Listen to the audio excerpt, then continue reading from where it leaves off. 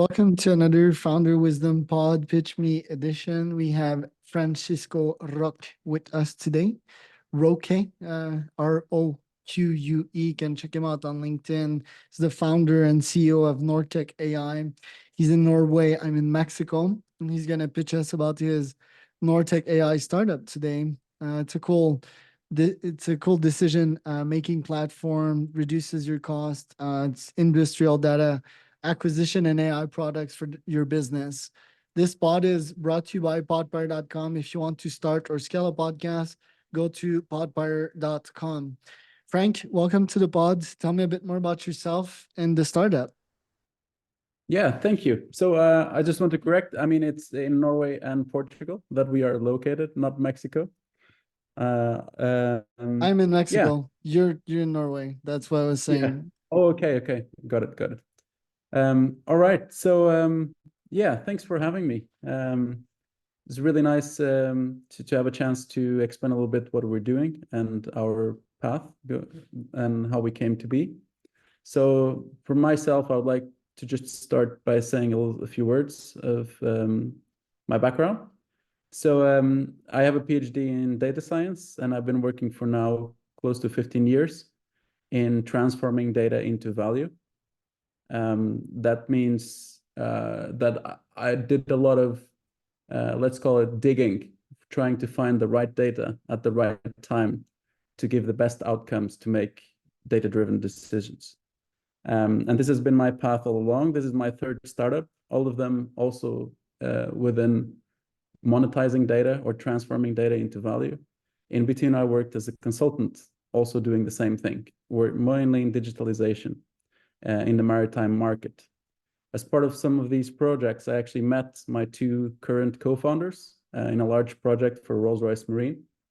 There we were tasked in figuring out if Rolls-Royce Marine had what they needed to have the ship of the future. And that's like fully autonomous, being able to have to make decisions without human intervention, more fuel efficient, and being able to know when maintenance needed to be performed, what parts needed to be replaced, etc. So we were tasked on figuring out if we had the data that was needed to do this. And quickly we realized that this was actually very difficult to find. And this was a common thread to all the other projects that worked before, was that when you start looking, do you have the data that you need to build the specific model or to find a specific outcome? It is often, more often than not, the data is not there.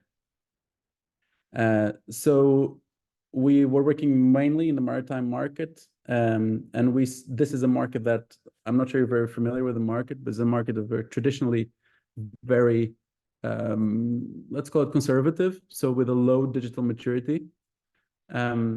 And we saw a huge opportunity in helping raising the digital maturity of this market as a, let's call it a launch pad, and then later penetrate other asset-heavy industries that might be also lacking some digitalization. So that's where Nortech AI came to be.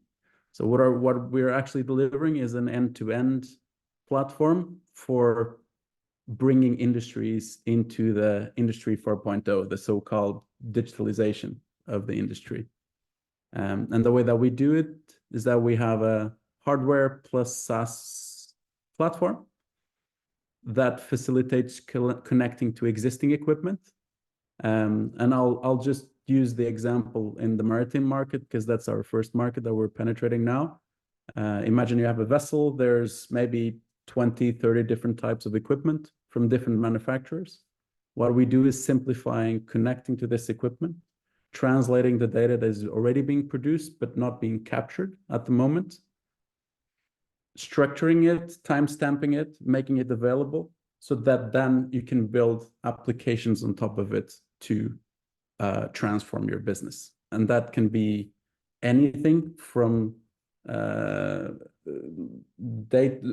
data for informed decision making or for enhancing performance, optimizing fuel efficiency, or even reporting and reducing greenhouse gas emissions, which are very important topics in the maritime market.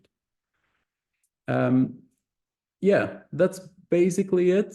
We do have, I did mention in the beginning, we started in Norway. We saw a huge opportunity here in the maritime, large country with large companies, with large fleets. And that's what we penetrated. We've since expanded to Portugal, and we see another launching pad for our company to be there as well. Also a country with large background in maritime. And we're now in a post-seed stage on the growth, looking to raise a Series A late this year or early next year. Right. I see the 2.6 million round that you raised last September. So it's quite interesting. Now, what percentage of your company is hardware vs software? Do you just buy the hardware, brand it as yours, or there's also some R&D at that level? Yeah. So, I mean, our hardware has to be robust enough to survive in a marine environment. This means a lot of expensive certifications. So what we do is that we collaborate with suppliers that have marine certified hardware, and we basically put it together. So we deliver a ready-made cabinet, like a metal box, with a small brains, that's a small computer, the power supply, the router, etc., and then all the physical connectivity interfaces that is necessary to go to connect to different equipment. So everything is sent pre-configured to our customers. This is our biggest differentiator, I would say, in terms of competition in the market. We have what it's called a screwdriver installation. We don't go on board. We ship the data collection box to our customer. They provision it themselves. And usually from order until the data is being received, it goes about 2 weeks. And the majority of that is just DHL shipping the box. So we really want to make it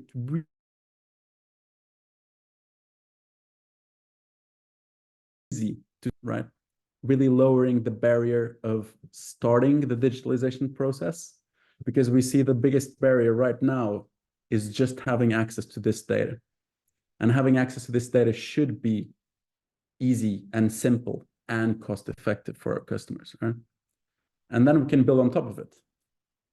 Right. It's quite interesting to see that in this day and age, you can have the installation done from a distance. The engineer can take pictures, can film videos. I guess it's pretty safe how it's installed, and you're pretty sure how it's installed. So that's pretty fascinating. Now, do they have to pay for the hardware and the software on a monthly basis? How do you go with pricing? Yeah, so what we are actually delivering is a service. We do have our base service, which is the data collection only. We have a fully modular platform, so then the customer, depending on what level of digital maturity they're in, they choose which pieces they need to deliver the most value to the customer. So let's say that base delivery is only data collection. We do the transformation, the structuring, everything, and then we deliver high quality data to our customer's cloud. This is the basic. And for that, the customer pays a yearly fee. And that fee includes the hardware. If the customer chooses not to be with us anymore, they ship the hardware back to us. It's fairly easy to install and also take it apart if needed. So the yearly fee, is it per boat, per engine? Like, how does it work? Yeah, so we have different models depending what segment of the marine market we're targeting, because it is hard to have a model that fits both small vessels, 15 meters, and then really large vessels, because that's where we work with customers that have this type of fleet. I imagine a large oil tanker. It's very different in terms of complexity and the number of equipment that is there. We do try to have a very simple model, and the majority of them is per vessel. So what we do is that we take, on average, a vessel of 15 meters has maybe 3, 4 interfaces that we have to connect to, and systems we have to capture data for. So we make a price that a typical vessel of this dimension then costs X. And we do the same thing for the bulk, dry bulk carriers, oil tankers, etc. So we do have a price that fits all of these segments. And is it like 20 to 50K per boat per year? So typically one of the large vessels, so a dry bulk carrier, for example, it costs about 6,000 euros a year for us to do the collection. Then we have a number of add-on ROAs centric products. Specifically for shipping, we have a product that we call the performance management product. And there is where we deliver additional insights on top of the data. And those insights are towards mostly fuel efficiency and performance of the equipment itself. So we're able to compare how far are you from the baseline that we've tracked both from the sea trials and the last 6 months of operation. So then our customers can derive if they need to do any maintenance operations, for example. We also deliver hull performance, so the customer can understand if they need to do hull cleaning or not of the vessels. So that's the 6,000 is for a large vessel. And then we have for 15 meters that we recently started getting customers on. That's all, for example, supply vessels for fish farming. Those are typically 15 meters. They have 2 engines, a battery pack, some of them, they're hybrid, and a crane. And we monitor all of that for 3,500 euros a year, roughly. And then we expose all of them in the base package, have unlimited data storage in the cloud. They have local data storage so that you're able to access data in the vessel itself. And then we have a self-service dashboarding solution where you can basically show the data the way that you want it for your stakeholders, or even surface relevant KPIs. Right. And what's their alternatives? Like historically, how have they been calculating this data? Yeah, so historically, the way that data has been captured on board these vessels has been either one by one equipment. Let's say that you have an engine from Wärtsilä or MAN, you have a propulsion system that you bought from Kongsberg or similar. Each of these have their own digital solutions, not for every equipment, but the newest equipment at least. And for those, you have to pay an annual fee or monthly fee. And then you have to do the integration yourself, usually, because not every vessel is the same. So let's say that you have 5 different suppliers of equipment. You have to do the integration yourself, either internally or you get a consultancy company to do it. So typically, in order to get access of all the data you need to have a holistic view of your vessel, you need to do the work yourself or you need to pay someone to do that work. This really prices these projects a bit too high for the majority of companies. I mean, if you're a Maersk, it's okay. You can pay for it. But if you're a company, let's say, typical companies that we'll work with that we, in our views, see as having the most to gain from working with us. Let's say that you have about 200 employees. You have a fleet that is 25 vessels typically, or something like this. You have maybe 5 people employed as IT support staff. You don't have the capability of running these internal projects yourself, right? That's where we come in. We have the specialty in connecting to all these different type of equipment. We can help facilitate and get that data ready. And then instead of you having to do the connections, you can focus on what's important for your business, which KPIs are going to drive the business forward, which KPIs do we need to improve, and focus then on that side of things rather than the more engineering mechanical side of things. So you mentioned that this industry is not so tech friendly. How do you actually sell your product? Like, what title are you targeting? How are you reaching out to these people? Yeah, so this is one of the biggest challenges that we have as a company is actually let's say closing the sale is still taking us a little bit more time than we would like. We were working on it. We worked very hard on the value proposition. We mostly approach things from top down. So it's usually at the management level. There is a need. Industry 4.0 is something that they have in mind. All these emissions regulations that are coming in now as well with the carbon trading system, the UMRV, and all the reporting that needs to be done for that effect is now starting to press these companies. So they do have at the management level initiatives to become more digital and to use data more effectively, also to reduce their operational costs. And for that, we have been penetrating usually at the CEO level, depending on the size of the company, at the CDO or digital officer, if the company is at the size slightly bigger, and then some other slightly below that, for example, managers for maintenance manager or similar, or fleet manager, because those are the ones that would be mostly interested on the actual access to the data, not just digitalization at the top level, but access to the data. So those are kind of the two levels we go in the organization. Right. And how do you reach out to these people? Like outreach, LinkedIn, email, remarketing? Yeah. So I mean, we did try a lot of outbound marketing, cold emails, cold calls, and this is not really easy to do in the maritime market. It is a market that is very based on connections, is based on you knowing somebody that can introduce yourself. So we've since switched that a little bit by hiring experienced salespeople that actually can bring these connections. We've been present in a lot of events with both stands and being a speaker in events. That attracts a lot of leads, and these are usually very qualified leads already. And that really simplifies our pipeline in a way. As we have right now, based on the team size, we're 16 people now. We have basically a full pipeline with qualified leads that we're following, discussing problems with customers.